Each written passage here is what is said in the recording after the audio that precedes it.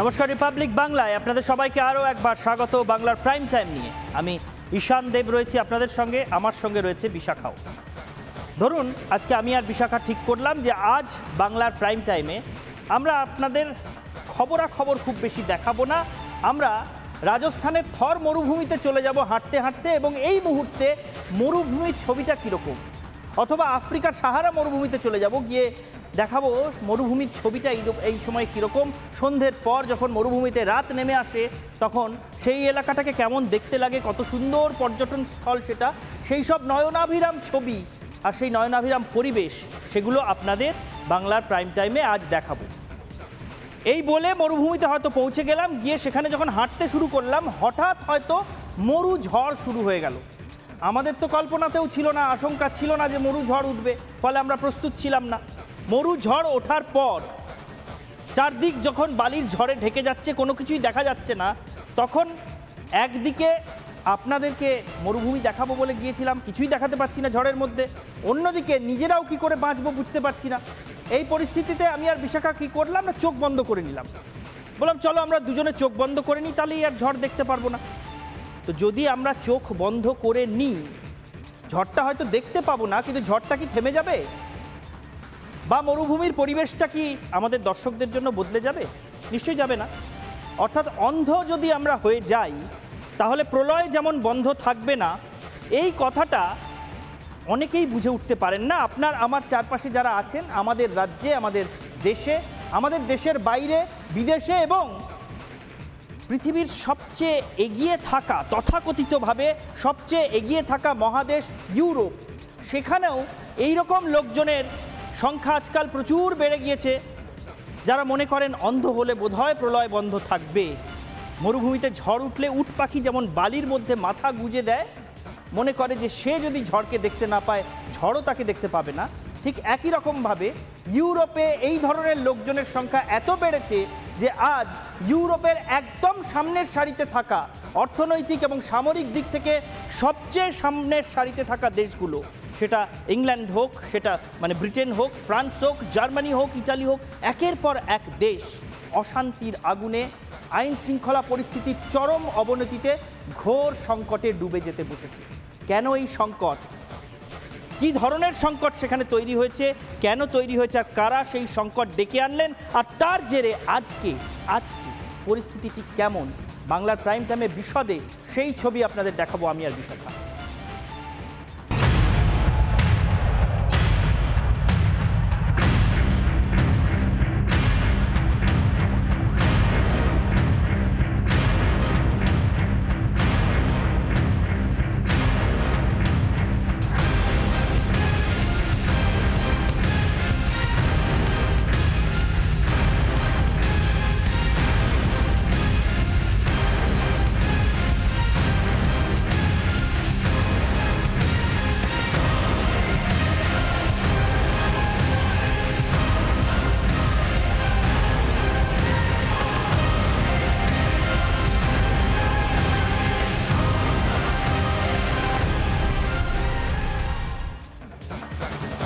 Britain, যে ব্রিটেনের নাম শুনলেই আমাদের সামনে বেশ কিছু ছবি সামনে চলে আসে।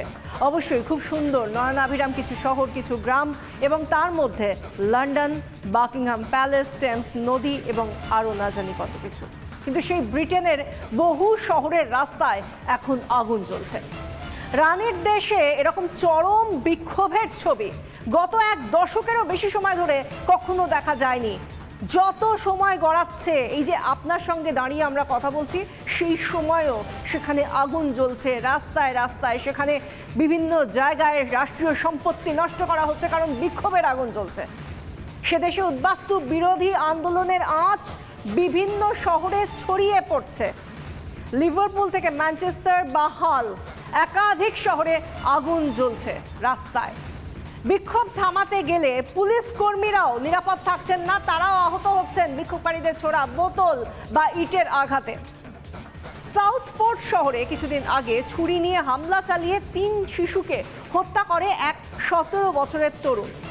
আর এই ঘটনার পর থেকেই ব্রিটেনে উদ্বাস্তু বিরোধী আন্দোলন আরো বড় আকার নেয়। তার কারণটা কি? এই ঘটনার পেছনে কারণটা নিহিত রয়েছে। আততায়ী যে এই 3 শিশুকে খুন করেছিল, সেই আততায়ী এক ভিনদেশি উদ্বাস্তু।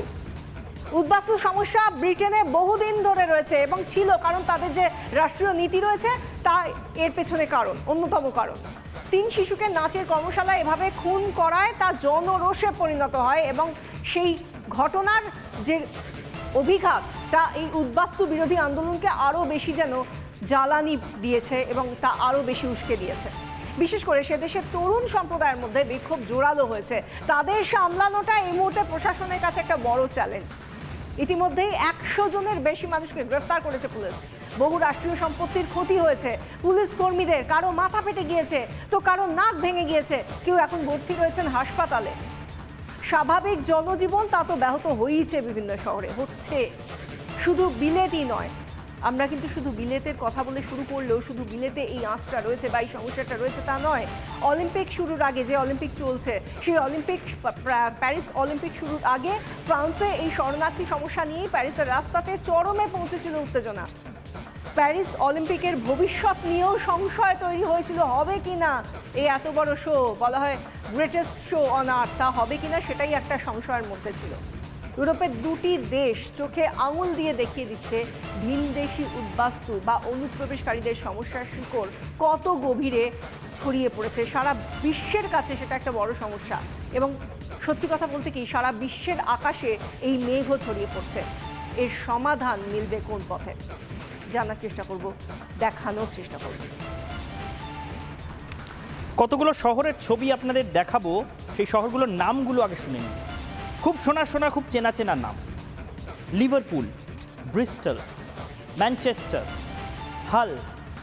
এরকম ব্রিটেনের সবচেয়ে বিখ্যাত শহরগুলো, যে শহরগুলো হয়তো পৃথিবীর সেরা ফুটবল ক্লাবের জন্য বিখ্যাত, হয়তো পৃথিবীর সবচেয়ে ভালো ক্রিকেট স্টেডিয়াম রয়েছে কোনো একটা শহরে, কোনো একটা শহর হয়তো পৃথিবীর শিল্প মানচিত্রে পথপ্রদর্শকের ভূমিকা নিয়েছে সেই শিল্প বিপ্লবের যুগ থেকে। এই রকম সব শহর, লিভারপুল, ম্যানচেস্টার, ব্রিস্টল, বরাবর ছোট থেকে আমরা এই শহরগুলোর নাম শুনতে শুনতে বড় হয়েছি। আর সম্ভবত কল্পনা করেছি যে এই সব শহরগুলো, সেখানে জীবনযাপনের, জীবন ধারণের উপকরণ, পরিবেশ, পরিস্থিতি সব কিছু কত ভালো, কত আদর্শ।